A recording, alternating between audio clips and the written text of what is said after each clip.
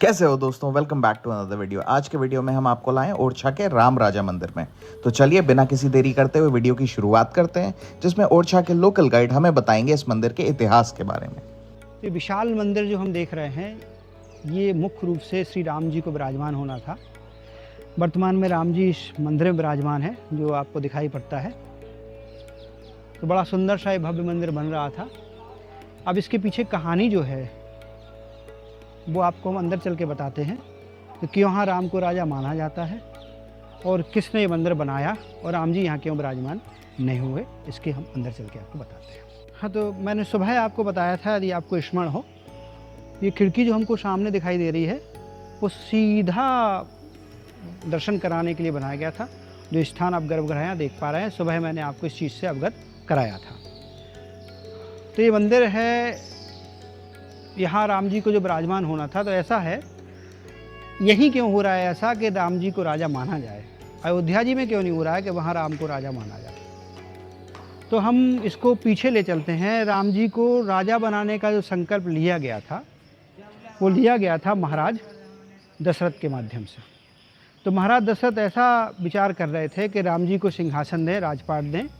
और भारतीय आश्रम परंपरा है, जिसमें चतुर्थ आश्रम जो माना जाता है वानप्रस्थ आश्रम के बाद संन्यास। तो वानप्रस्थ आश्रम में महाराज दशरथ प्रवेश करें, पर हो नहीं पाया। राम जी को वन में जाना पड़ा। उस विरह में महाराज दशरथ का स्वर्गवास हो गया।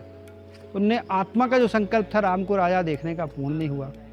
तो माता कौशल्या को कुछ वर्षों में ऐसा अनुभव होने लगा कि हमारे पति की आत्मा अशांत है। तो इस अशांत भाव के साथ माता कौशल्या वशिष्ठ आश्रम पहुंचती हैं। उनके जो आध्यात्मिक गुरु हैं उनसे वो परामर्श करती हैं। जो वशिष्ठ जो 27 पीढ़ियों से चले आ रहे हैं रघुकुल के गुरु, उन्होंने माता कौशल्या को एक सुंदर सा परामर्श दिया। शास्त्रीय परामर्श था, मूर्ति बनाइए आप राम जी की और राजा के रूप में व्यवहार करिए, तो आपको जो अशांति अनुभव हो रही है आपके पति के, वो संभवतः शांत होगी। तो माता कौशल्या ने वैसा ही गुरु आदेश पे किया, एक मूर्ति बनाई और राम जी के रूप में उनको व्यवहार किया। अब कुछ और वर्ष निकले तो माता कौशल्या को उस विग्रह से राम जी के इतना प्रेम हो गया कि जो राम वन में गए हैं उनको भूल गई कि कोई राम वन भी गए हैं। वो उसी विग्रह को राम समझने लगती हैं। उस पवित्र विग्रह को प्रतिदिन अयोध्या की जो पवित्र सरजू नदी है उसमें स्नान के लिए ले जाती थी। तो दासियों को ये लगा कि अब माता कौशल्या पागल हो रही है, हालांकि उस भाव में उतर चुकी थी वो। तो दासियों ने बड़ा सुंदर सा झूठ बोला कि आपके राम तो लौट आए हैं। जब माता कौशल्या के कानों में राम के आने की वो ध्वनि या सूचना आई, तो उन्होंने विग्रह को राम जी को वहीं छोड़ दिया और राम जी से मिलने पहुंची वो महल में। जब पहुंचती है माता कौशल्या, तो राम जी के बिल्कुल कोई दर्शन नहीं हुए, क्योंकि राम जी को 14 वर्ष में लौटना था, ना कि 13 वर्ष में।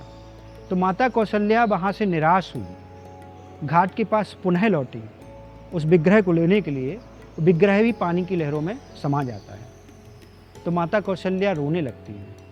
तो वहीं राम प्रकट हुए उस त्रेता में और माता कौशल्या को वचन दिया कि जब कलयुग आएगा तो आप दोनों इस धरा पे पुनः आएंगे और उस समय हम आपको राजा बना पाएंगे। बस वहाँ से इस वचन की पूर्ति के लिए सौभाग्य से ओरछा नाम की वो जगह है, जहाँ महाराज दशरथ महाराज तीसरे शासक मधुकर शाह बुंदेला के रूप में अवतरित हुए और रानी कुंवर गणेशी बाई, जो माता कौशल्या के अवतार के रूप में मानी जाती हैं, वो पुनः अवतरण हुआ। तो राजा जो रहे, जो इनके इस वंश के इस कलयुग में गुरु हैं, वो हैं पंडित हरिराम व्यास। वो कृष्ण के भक्त हैं। तो राजा पर गुरु भक्ति से वो कृष्ण भक्ति के आयाम में चले गए और रानी जो दूसरे परिवार से आई है वो राम भक्ति यहाँ लेके आई हैं। तो अब राम को मानने वाले, कृष्ण को मानने वाले। तो राजा हमेशा जाते थे मथुरा और रानी हमेशा जाती थी अयोध्या। एक बार यहाँ के राजा मथुरा गए अपने इष्ट से मिलने और अपने गुरु से मिलने।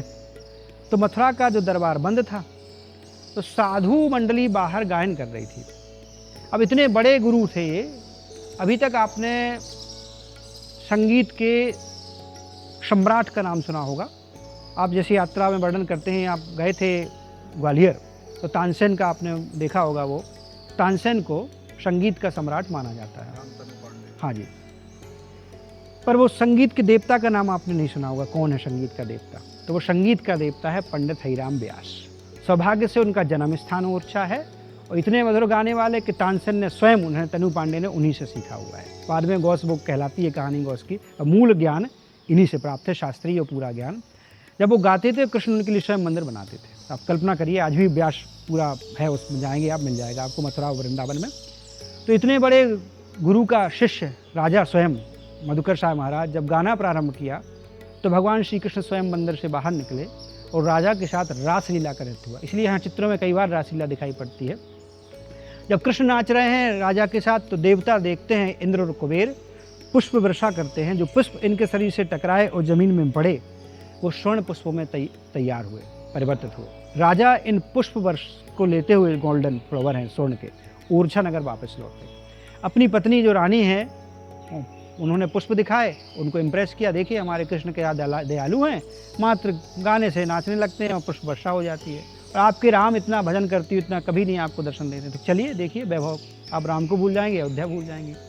रानी ने सुन तो लिया बड़ा प्रेम से, पर नकार दिया, तो राजा थोड़े क्रोधी हो गए। तो बोलते हैं अब अयोध्या जाना है तो बड़े प्रसन्नता से जाएं। अयोध्या से जब ओरछा आए तब अपने राम को लेकर आए, अन्यथा ओरछा ना लौटे। रानी ने स्वीकार किया ये चुनौती। अब राम जी को मनाने के लिए वो अयोध्या जाती हैं। राम जी का नाम सरल है, जैसे मैंने बोला था आपको, राम जी का काम सरल है। राम तत्व मिलना बहुत कठिन है, क्योंकि राम तत्व तब मिलता है जब आप पराकाष्ठा कर देंगे अपनी सेवा की। क्योंकि राम जी ने 14 वर्ष स्वयं वनवास के सहे हैं, तो स्वयं राम जी ने 14 वर्ष सहे, तो भक्त को थोड़ा दूर से पूरा पीड़ा से मुक्त करते हैं। तो जब पहुंची रानी, एक माह तपस्या की, राम नहीं मिले, तो उनको लगा हमारा शरीर तो बेकार है, तो क्यों ना अब इस शरीर को यहीं समाधिस्थ किया जाए। तो जैसे वो जल समाधि लेने के लिए पवित्र सरजू नदी में कूदती है, तो उस त्रेता में जो उनकी मूर्ति खोई थी राम जी की, वो प्रकट होती है दर्शन देती है। तो इस राम जी के मंदिर में जो आप दर्शन करते हैं, उसी पवित्र विग्रह के दर्शन करते हैं। इसलिए देश की एकमात्र विग्रह है जो बैठा हुआ है, बाकी सारे देश में लगभग मूर्तियां राम जी की खड़ी हुई पाते हैं, क्योंकि राजा हैं तो बड़े आराम से बैठे। अयोध्या में भी खड़ी हुई है। हाँ, पूरे देश में लगभग ऐसी व्यवस्था है।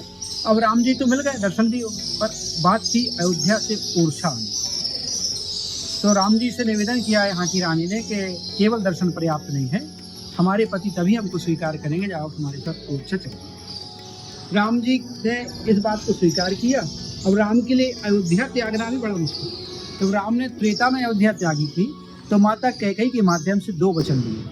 जब राम जी यहाँ स्वयं अयोध्या त्याग रहे हैं, तो यहाँ की रानी से, माता कौशल्या से, वो 3 वचन लिए।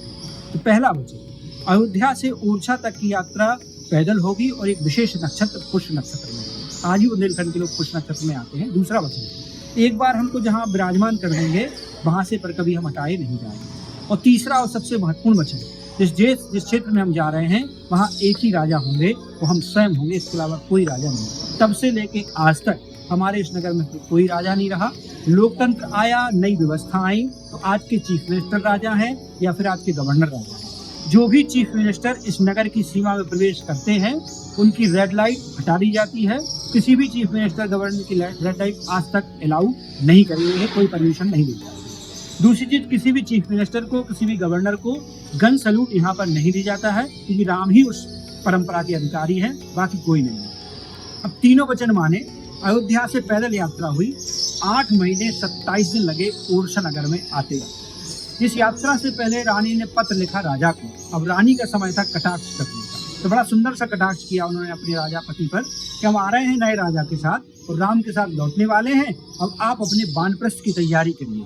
राजा ने जब पत्र पढ़ा राम लौट रहे हैं, तो उनको उस त्रेता का स्मरण आया, दशरथ जी का भाव आया, और राम के भव्य स्वागत के लिए इस दिव्य भवन या दिव्य मंदिर का निर्माण कराया गया है। और इतना विशाल स्ट्रक्चर है ये, आज भी 8 महीने 27 दिन में इस देश में कोई इतनी बड़ी संरचना तैयार नहीं होगी। सारी साइंस है, सारे आपकी इक्विपमेंट है, मशीनरी है, फिर भी नहीं हो पाई। कल्पना करिए, उसमें कोई मशीनरी नहीं है, कोई वैज्ञानिक आधार नहीं है, फिर भी ये मंदिर का केवल गर्भगृह भी नहीं बन पाया। भाव उनका ये था कि यहाँ विराजमान कर देंगे राम को, और मैंने आपको खिड़की दिखाई है, वहां से वो दर्शन करेंगे, पर इसका गर्भगृह तैयार नहीं है, मंदिर भी तैयार नहीं है। रानी इतनी भाव विभोर है अपने राम के साथ, वचन भूल गई, क्या हमने वचन दिया है, तो अपने राम को अपने महल में ले जाती हैं, वहीं राम को विराजमान कर देती हैं। राम जी का वचन था, एक बार विराजमान हो जाएंगे वहां से हटाएंगे। तो आज भी उन रानी के महल में राम जी की पूजा राजा के रूप में आज भी जाती है। और हमारे यहाँ ऐसा कहा जाता है कि राम जी दिन में तो ओरछा रुकते हैं और रात्रि में अयोध्या चले जाते हैं। तो होता क्या है, उस काल में जब राम की यात्रा थी तो राम जी थे, लक्ष्मण जी थे, माता सीता थी। इस कलयुग में जब राम करते हैं यात्रा अयोध्या से ओरछा तक की, तो रामानंदी साधु जो विशेष संप्रदाय है वो ओरछा आता है। जब वो पहुंचा ओरछा, राम ही रुक गए, तो वो साधु नीरस हो। तो साधुओं को राम जी ने वचन दिया कि आप लौट जाइए, रात में हम आपको वहीं मिल जाएंगे, और दिन में हम ओरछा में रहे। तब से हमारे यहाँ गाया गया है कि राजा अवध नरेश के दो निवास है खास, दिवस ओरछा रहत है शयन अयोध्यावास। तब से लेके आज तक की परंपरा चल रही है। देश में बहुत बड़े मंदिर हैं, आप जानते हैं, कोई 5 बजे खुलता है, कोई 6 बजे खुलता है, कोई 7 बजे खुलता है। राजा हैं, आराम से उठेंगे, 8 बजे खुलता है गर्मियों में। सर्दियों में और विश्राम चाहिए तो 9 बजे खुलेगा। सर्दियों में 8 बजे नहीं खुलता है, 9 बजे खुलता है। 1 बजे बंद हो जाएगा, राजा विश्राम पे चले जाएंगे। पूरे दिन भर ये मंदिर बंद रहेगा, कोई भी आए सभी के लिए बंद है, चाहे कोई बड़ा अधिकारी हो चाहे मंत्री हो। रात्रि में ही खुलेगा 8 बजे। 5 सशस्त्र सैनिक लगाए गए स्पेशल आर्टिलरी फोर्स के, गन सल्यूट होगी, राम जी का दरबार खुला लगेगा। राम जी बैठे हुए मुद्रा में हैं, इसलिए राम जी के जब जाएं मंदिर में तो उनके अंगूठे के दर्शन के बहुत महत्व है कि चरण कमल, क्योंकि जहाँ पद राम के जा रहे हैं, पद मीन्स आपको उस पद पे गमन करना है जो बहुत मुश्किल होता है, राम जी का पद गमन करना, उस पद पे जाना, इसलिए चरणों के दर्शन राम जी के महत्वपूर्ण माने जाते हैं हमारे प्रति। ये हमारी कहानी है। इस मंदिर की जो आप संरचना देख रहे हैं, ये आपको मंदिर का अनुभव नहीं करा रही है। अंदर से हाई लॉफ्टी वाइड सीलिंग है। इस प्रकार से मंदिर आपने शायद ही नोटिस करे हैं। अंदर से चर्च का अनुभव कराता है। और ये पूरी जो बंड देख रहे हैं पट्टी, ऐसी यहाँ है, एक क्रॉस बन रहा है। जनरली एक क्रॉस ग्रीक चर्चों में दिखाई पड़ेगा, वहाँ एक चर्च के रूप में पैनल में दिखाई पड़ता है। फिर ऊपर की देखिए आप बालकनी देखी जा रही है। बालकनी कभी भी मंदिर का हिस्सा नहीं होता, ये महलों का हिस्सा होता है। तो ये महल का हिस्सा है। अब मंदिर का मूल भाव नहीं बदलेगा, जैसे मैंने बोला था आपको। तो मंदिर का मूल होगा गर्भगृह, शिखर सबसे टॉलेस्ट, अंतराल, महामंडप, रंगमंडप, उद्योग। उस परंपरा में बिल्कुल एक्यूरेट है। तो मुख्य वो आपका रहा गर्भगृह, उसके बाद अंतराल आएगा, महामंडप मैंने बोला था आपको, जहाँ वो भक्त अपने ध्यान के माध्यम से यहाँ जो खड़े हुए हैं इसको रंगमंडप कहते हैं।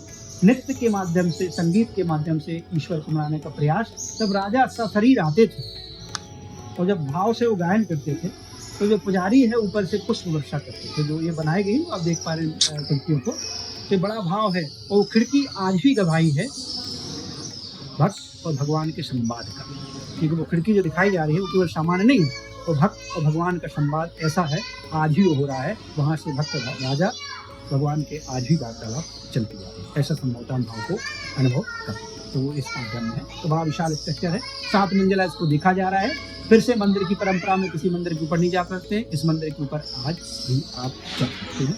क्यों किया गया इसका उत्तर मेरे पास आज तक नहीं। तो हम जो 2 स्तंभ देख पा रहे हैं एक समान खड़े हुए हैं, एक समान न्याय के प्रतीक है। न्याय सभी के लिए एक समान होना चाहिए। हमारे यहाँ एक राजा थे, महाराजा वीर सिंहदेव बुंदेला। उनके पुत्र थे बाघराज। जब वो शिकार के लिए निकले, 2 दिन तक इनको शिकार नहीं मिल रहा था। दूसरे दिन की संध्या हो रही थी, लौट रहे थे, क्योंकि इनको हिरण मिलता है। हिरण के पीछे भागते। अब वो हिरण क्या था, अनुग्रह जी महाराज का आश्रम था। हिरण उस तरफ गया, उसने पानी पिया और जंगलों में विलुप्त हो गया। ये उसके पद चिन्हों को देखते हुए उस गुरु आश्रम तक पहुंचते हैं। गुरु से पूछते हैं, गुरु संध्या उपासना में बिल्कुल मगन थे, तो गुरु ने कोई उत्तर नहीं दिया। तो क्रोधी हो गए, अपने साथ शिकारी कुत्ते ले गए थे, कुत्तों को गुरु के ऊपर छोड़ दिया। तो गुरु की विभत्स हत्या हुई कुत्तों के माध्यम से। जब राजा को पता लगा इस प्रकार से कुकृत्य हमारे शासन में किया गया है, तो अपराधी पुत्र को वहाँ जहाँ हम गए थे सुबह न्याय सभाएं बुलाया और अपने पुत्र की भी हत्या उन्हीं कुत्तों से करवाई। तो न्याय की स्थापना के लिए ये 2 पिलर प्रतीक चिन्ह के रूप में स्थापना करी गई है। एक को गुरु की समाधि के प्रतीक के रूप में देखा जा रहा है, तो दूसरों के पुत्र की मृत्यु के रूप में एक समान न्याय करते हुए पिलर खड़े हैं। आज ही वो सावन भादव की घटना को दिखाई इस राम राजा मंदिर परिसर में, प्रांगण में दिखाई पड़ती, क्योंकि उस समय राजधानी थी हमारी ओरछा। तो जो भी राज्य की जनता आए, इस पर संदेश ले, न्याय सभी को मिलने वाला है और वो एक समान होने वाला है। इसलिए तो आशा करता हूँ आपको आज का वीडियो पसंद आया। वीडियो में थोड़ा ऑडियो की खराबी थी, जितना हो सका मैंने सुधारने की कोशिश की। आशा करता हूँ आप आगे भी मुझे इसी तरीके से सपोर्ट दिखाते रहेंगे। कृपया करके वीडियो पे कमेंट करें, लाइक करें और चैनल को सब्सक्राइब करें। Thank you so much for this.